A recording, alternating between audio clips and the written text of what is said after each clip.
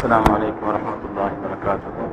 சங்கைக்குரிய பெருமக்களே, நேற்று பயான் ரொம்ப நேரம் நீண்டதுனால இன்னைக்கு கொஞ்சம் சுருக்கமாக கொஞ்சம் நேரம். இன்னைக்கு உள்ள சப்ஜெக்டும் இல்லை, தினந்தோறும் ஒரு வழிமாறுகள்னு சொன்னோம்.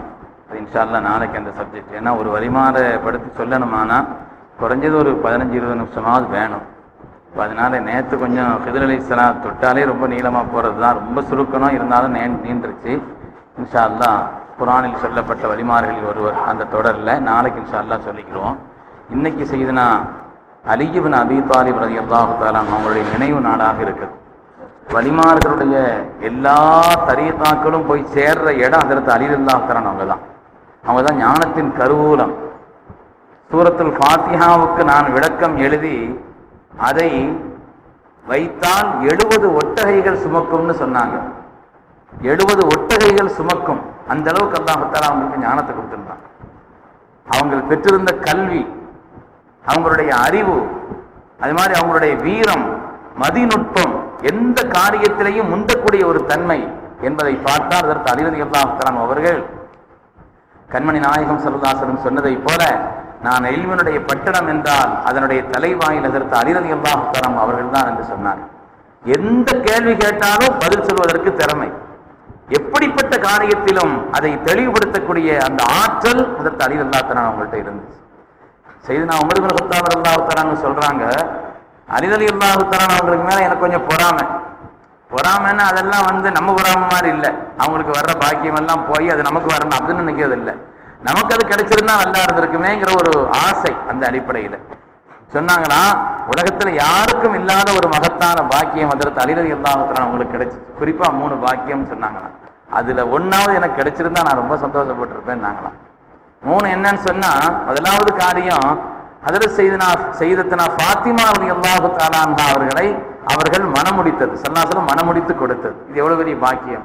சொர்க்கத்தின் தலைவியான அன்னை ஃபாத்திமா ரலியல்லாஹு அன்ஹா, அருமை நாயகம் ஸல்லல்லாஹு அலைஹி வஸல்லம் உடைய அருமை மகளார், அவர்களை நிக்காஹ் செய்யக்கூடிய அந்த பாக்கியம், உலகத்தில் தலை சிறந்த 4 பெண்மணிகளில் ஒருவரான அன்னை ஃபாத்திமாவை நிக்காஹ் செய்யக்கூடிய பாக்கியம் அதற்கு அலி ரலியல்லாஹு தஆலா அவங்களுக்கு தான் கிடைச்சிச்சு. இது முதல் பாக்கியம். 2வது ஸல்லல்லாஹு அலைஹி வஸல்லம் அவங்க ஹைபர் யுத்தம், அதனுடைய முற்றுகை நீண்டு கொண்டிருந்த நேரத்தில் ஸல்லல்லாஹு சொன்னாங்க, இந்த ஹைபருடைய யுத்தத்திலே நாளை காலையில் ஒருவருடைய கையிலே கொடியை கொடுப்பேன், அவருடைய தலைமையில் மகத்தான வெற்றி வரும், ஹைபருடைய மகத்தான வெற்றின்னு சொன்னாங்க. ஹைபர் வரலாறு அற்புதமான வரலாறு. அவங்க எல்லாரும் நினைச்சாங்க யாரு. அடுத்த நாள் ஸல்லல்லாஹு அலைஹி வஸல்லம் அலி ரலியல்லாஹு தஆலா அவங்களை கூப்பிட்டு கொடுத்தாங்க. அலி ரலியல்லாஹு தஆலா கண் நோயினால படுத்திருந்தாங்களாம்.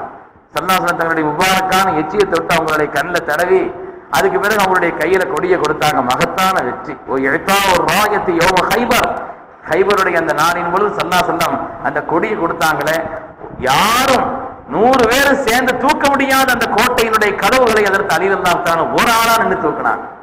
அவ்வளவு பெரிய வலிமையும் வீரமும் ஸல்லல்லாஹு அலைஹி வஸல்லம் துஆவும் கிடைக்க பெற்றதன் காரணத்தினால் உள்ள ஒரு உன்னதமான நிலை.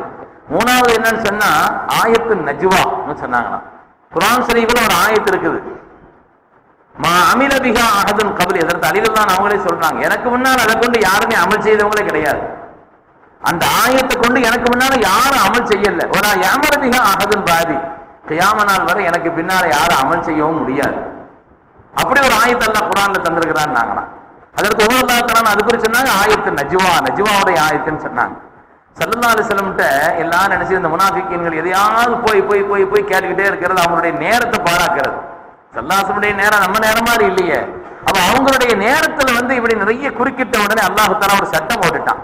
யா அய்யுஹல்லதீன ஆமனூ, முஃமின்களே, இதா நாஜைத்துமுர் ரசூல ஃபகத்திமு பைன யதை நஜ்வாக்கும் சதகா. ஸல்லல்லாஹு அலைஹி வஸல்லம் யாராவது பேசணுமானா அதுக்கு முன்னால ஒரு சதகாவை முற்படுத்தணும், ஒரு பெரிய பணத்தை அங்கே செலுத்தணும். பணம் கட்டினாதான் அங்க போய் பேசவே முடியும் அப்படின்னு அல்லாஹ் தஆலா ஒரு நிபந்தனை வச்சுட்டான்.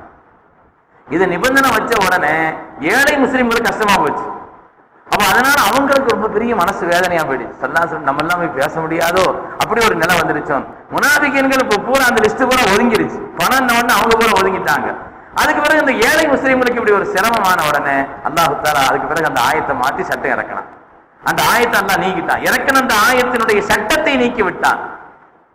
இந்த ஆயத்து உலகத்துல அமுதா இருந்த நேரம் எவ்வளவு நகரத்து இப்னு அப்பாஸ் சொல்றாங்க, ஒரு பகல். ஆனா அந்த ஆயத்துக்கு இறங்கின உடனே ஒரு பெரிய தொகையை எடுத்துட்டு செய்த அலி ரலியல்லாஹு தஆலா ஸல்லல்லாஹு அலைஹி வஸல்லம் கொண்டு போய் கொடுத்து முனாஜாத் செய்யறதுக்காக பேசுறதுக்காக பணத்தை கட்டிட்டாங்க. பணத்தை கட்டிட்டு அவங்க பேசினாங்க. அது முடிச்ச உடனே ஆயத்தினுடைய சட்டம் போயிடுச்சு. இப்ப இனிமே யார் அமல் செய்ய முடியும்? அமல் செய்த ஆள் ஒரே ஆள் தான். அதை செய்த உமர் இப்னு கத்தாப் தான் சொன்னாங்க. அந்த ஒரு ஆயத்தை கொண்டு உலகத்திலேயே அமல் செய்த ஆள் அதற்கு அறிவுதான மாத்திரம் தான். அதுக்கு முன்னாலே யாரும் அப்படி அமல் செய்யல, பின்னாலே இனிமேல் அமல் செய்ய முடியாத காரணம் சட்டம் மாற்றப்பட்டு போச்சுன்னாங்க. நல்ல விஷயங்களிலே முந்துவதில் அதற்கு அலி ரலியல்லாஹு தஆலா அவர்கள். அதனால இன்னைக்கு ஒரு அலி ரலியல்லாஹு தஆலா சம்பந்தமா ஒரு சின்ன கதையை மட்டும் சொல்லி முடிச்சிருவோம் இன்ஷா அல்லாஹ். நம்ம தினந்தோறும் ரொம்ப இதான விஷயமா போய்கிட்டு இருக்கிறதுனால சரி, குறிப்பா எனக்கு கொஞ்சம் இதா இருந்துச்சு. என்ன ரொம்ப சிரமப்பட்டு எவ்வளவு பேர் நோம்பு திறந்துட்டு எவ்வளவு சீக்கிரம் ஓடி வர்றாங்க, சில பேர் போயிடும் சாப்பிடுறாங்க, அப்படி எல்லாம் இருக்குது. சில பேர் நம்ம சார் கூட சொன்னா பயான் தொழுது முடிச்ச உடனே ஒரு 5 நிமிஷம் ரெஸ்ட் விட்டுட்டு அப்புறம் பயான் ஆரம்பிச்சா என்ன. நிறைய பேர் பாத்ரூம்லாம் ஒண்ணுக்கு போக வேண்டியது இருக்குது, அதெல்லாம் அடக்கிட்டு உட்கார்ந்து இருக்கிறாங்க. அப்போ பலர் சிரமத்துக்கும் மத்தியில் உட்கார்ந்து இருக்கும் பொழுது ரொம்ப நேரம் உங்களை காக்க வைக்கிறதுங்கிறது முறை இல்லை. அது மாதிரி போயிட்டு பல பேர் என்ன செய்யறாங்க, நைட்டு தங்குறதுக்கு வந்துடுறாங்க, காலையில் தஹஜ்ஜுதுக்கு சீக்கிரம் வந்துடுறாங்க. இங்க தங்கி இருக்கிறவங்களாவது கொஞ்சம் நேரம் ரெஸ்ட் எடுத்தா வந்துடுறவங்க சீக்கிரம் வந்துடுறாங்க. சில பேர் 2 கணக்குல என்ன செய்யறாங்க, பள்ளிக்கு வந்துடுறாங்க. அப்படிப்பட்ட ஒரு சூழ்நிலை இருக்குது. அருமையான பெருமக்களே, அதற்கு அலி ரலியல்லாஹு தஆலா அவங்களுடைய விஷயமா ஸல்லல்லாஹு அலைஹி வஸல்லம் சொல்லுவாங்க, ஒவ்வொரு சஹாபிகளுக்கும் உலகத்துல ஒரு விசேஷம் இருக்குது. அதற்கு அபூபக்கர் ரலியல்லாஹு தஆலா அவங்களை பொறுத்தவரையில உலகத்திலேயே சாந்த சொரூபமானவர், ரொம்ப மிருதுவானவர் அதற்கு சையதுனா சித்திகுல் அக்பர் ரலியல்லாஹு தஆலா அவங்க தான். அதே மாதிரி அல்லாஹ்வுடைய காரியத்தில் உலகத்தில் நிலைநிறுத்துவதில் ரொம்ப வலிமையானவங்க அதற்கு சையதுனா உமர் இப்னு கத்தாப் ரலியல்லாஹு தஆலா. ஹயாவிலே ரொம்ப உச்சமானவர்கள் சையதுனா உஸ்மான் இப்னு அஃபான் ரலியல்லாஹு தஆலா அவர்கள். தீர்ப்பு சொல்வதிலே மிக மேன்மையானவர்கள் அதற்கு அலி ரலியல்லாஹு தஆலா அவர்கள்.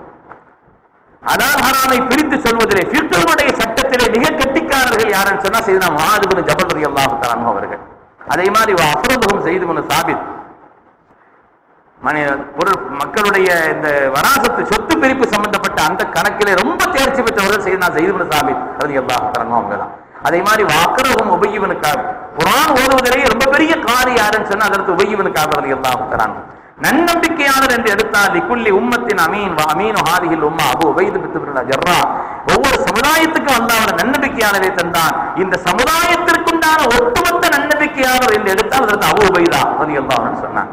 ஒவ்வொரு சஹாபிக்கும் ஒரு விசேஷத்தை ஸல்லல்லாஹு சொன்னாங்க. அதற்கு அலி ரலியல்லாஹு சொல்லும் பொழுது தீர்ப்பு சொல்வோர் ரொம்ப கெட்டிக்காரர். நம்ம ஏற்கனவே உங்களுக்கு ஞாபகப்படுத்தி இருக்கிறோம், இருந்தாலும் திரும்ப திரும்ப ஞாபகப்படுத்தினா மனசுல நல்ல பதிவு இருக்குமேங்கிறதுனால நான் உங்களுக்கு சொல்லுகிறேன். ஒரு நாள் அதற்கு அலி ரலியல்லாஹு தஆலா அவங்கள்ட்ட ஒரு கேஸ் வருது. அலி ரலியல்லாஹு தஆலா அவங்கள்ட்ட ஒரு கேஸ் வருது. என்ன கேஸ்ன்னு சொன்னா, 2 பேர் உட்கார்ந்து சாப்பிட்டுட்டு இருந்தாங்க. 2 பேர் உட்கார்ந்து சாப்பிட்டுட்டு இருந்தாங்க. சாப்பிட்டுட்டு இருக்கும் பொழுது 3வது ஒரு ஆள் வர்றாரு. நான் அந்த சாப்பாட்டுல சேர்ந்துக்கிறட்டான்னு கேட்கிறாரு. தாராளமா சேர்ந்துக்கங்களேன்னு நாங்க. இந்த 2 பேரும் எப்படின்னு சொன்னா, அவங்க ஒரு ஆள் 5 ரொட்டி கொண்டார், இன்னொரு ஆள் 3 ரொட்டி கொண்டார். மொத்தம் எத்தனை ரொட்டிங்க? 8 ரொட்டி உட்கார்ந்து சாப்பிட்டுட்டு இருக்கிறாங்க. சாப்பிட ஆரம்பிக்கிற நேரத்தில் அந்த 3வது ஆள் வந்தார். நானும் உங்களோட சேர்ந்து சாப்பிடட்டுமான்னு கேட்டாரு. தாராளமா உட்காருங்களேன். அந்த மனுஷனும் சேர்ந்து உட்கார்ந்து சாப்பிட்டார். சாப்பிட்டு முடிச்சுட்டு போகும் பொழுது ஒரு 8 தங்க நாணயத்தை எடுத்து கையில கொடுத்துட்டு வச்சுக்கங்கன்னு போனார். நிறைய ஸ்தாபனங்கள்லையும் சரி, எந்த அமைப்புகள்லையும் சரி, துட்டு இல்லாம இருக்கும்போது நல்ல ஓடும், துட்டு வந்தாலும் பிரச்சனை வரும். அதே மாதிரி ஒரு பேசாம போயிருந்தா ஒரு பிரச்சனை இல்லை. ஒரு 8 தங்க நாணயத்தை எடுத்து கையில கொடுத்த உடனே விவகாரம் ஆரம்பிச்சிருச்சு 2 பேருக்கு மத்தியில.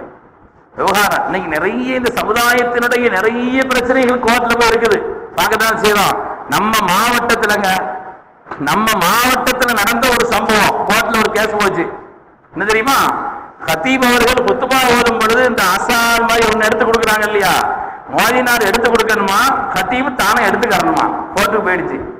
இந்த மாவட்டத்துல தான், வேற எங்க நம்ம மாவட்டத்தில் நடந்தது. எந்த ஊருன்னு சொன்னா நல்லா இருக்கா, தனியா வேணா கேட்டுக்காங்க எந்த ஊருன்னு. அதனால அப்படி கோர்ட்ல போய் போக வேண்டிய விஷயமா இது. கோர்ட்ல அவர் ஜட்ஜி பார்த்தாரு, என்னடா இது 2 பேரும் விட்டு கொடுக்குற மாதிரியும் தெரியல. கடைசியில கொஞ்ச நாள் வாயிலா போட்டு கழிச்சு பார்த்தாரு. கடைசி ஆளுக்கு கூட அவர் சொல்லிட்டாரு, அந்த ஊர்ல ஒரு 10 மனுஷன் பெரிய மனுஷனை கூட்டுவா. இவ்வளவு நாள் எப்படி நடந்துச்சு? அவர் கத்தீப் தானா எடுத்தாங்களா, எடுத்து கொடுத்தாங்களா? இவ்வளவு நாள் எடுத்து கொடுத்தாங்கன்னு 10 பேர் சாட்சியவங்க எடுத்து கொடுத்துட்டாங்கன்னு சொல்லிட்டாரு. எந்த இதுல படிப்பார் அவரு? எந்த புத்தகத்துல போய் இது படிச்சவர் எடுக்க முடியும்? அதனால அப்படி தீர்ப்பு செய்துட்டாருன்னு பாக்கிறோம். பெருமக்களே, சின்ன விஷயங்கள் தான் நிறைய கோர்ட்டுக்கு போகும். அலி ரலியல்லாஹு தஆலா அவங்கள்ட்ட இந்த 2 பேர் விஷயம் வந்துருச்சு. என்னன்னு சொன்னா, 8 தங்க நாணயம். இதை நாங்க எப்படி பங்கு வைக்கிறது? இந்த 5 ரொட்டி கொண்டாரு. அவர் சொன்னாரு, நான் 5 ரொட்டி கொண்டேன், நான் எனக்கு 5, நீர் 3 தான் கொண்டீர், அதனால உமக்கு 3ன்னு சொன்னான். இந்த வழக்கெல்லாம் கூடாது, நியாயமா பங்கு வைக்கணும். சும்மா அவரு சந்துட்டு போயிட்டாரு, அதனால நம்ம கரெக்டா தான் பங்கு வைக்கணும். எனக்கு 4 உமக்கு 4 தான், 3 ரொட்டி கொண்டவர் சொன்னார். இவர் சொன்னாரு, இல்லப்பா நான் 5 ரொட்டி கொண்டேன். கேஸ் பெருசா போச்சு. உடனே தங்க விஷயம் இல்லையா, அதற்கு அலிரல்லாஹு தஆலா அவங்களுடைய ஆட்சி காலம் அவங்கள்ட்ட போச்சு. அலிரல்லாஹு தஆலா சொன்னாங்களா, எப்பா உனக்கு தான் 3 தங்க நாணயம் தர்றேன்னு சொல்றாரு, எடுத்துக்கிற வேண்டியதானேன்னு சொன்னாங்களாம். இவர் சொன்னாரா, சமாதானமா போறதா இருந்தா எங்களுக்குள்ள போயிருப்போம், சமாதானமா போறதா இருந்தா நாங்க போயிருப்போமே, நியாயம் எது, தீர்ப்புல நியாயமான தீர்ப்பு அதை சொல்லுங்க, அதுக்குதான் உங்கள்கிட்ட வந்திருக்கிறேன்னாங்களாம். அப்படியா, நியாயத்தின்படி பார்த்தால் உனக்கு 3 தங்க நாணயம் கூட கிடைக்காது, 1 தான் கிடைக்கும். நியாயம், வாதம், தர்க்கம் அதன்படி பார்த்தால் 3 கூட கிடைக்காது, 1 தான் கிடைக்கும். அவருக்கு ஆச்சரியம், 3ஐயும் நான் ஏத்துக்கிற மாட்டேங்கிறேன், உங்க வாதத்தின்படி 1 தானா, எப்படி உங்க வாதத்தை கொஞ்சம் விலைக்கு சொல்லுங்களேன்னாங்க. அலிரல்லாஹு கேட்டாங்க, மொத்தம் எத்தனை ரொட்டின்னு கேட்டாங்க. ஏன்னா அங்க என்ன வரணும், எல்லாத்தையும் கேட்டுதான் தீர்ப்பு செய்யணும் 2 பக்கமும்.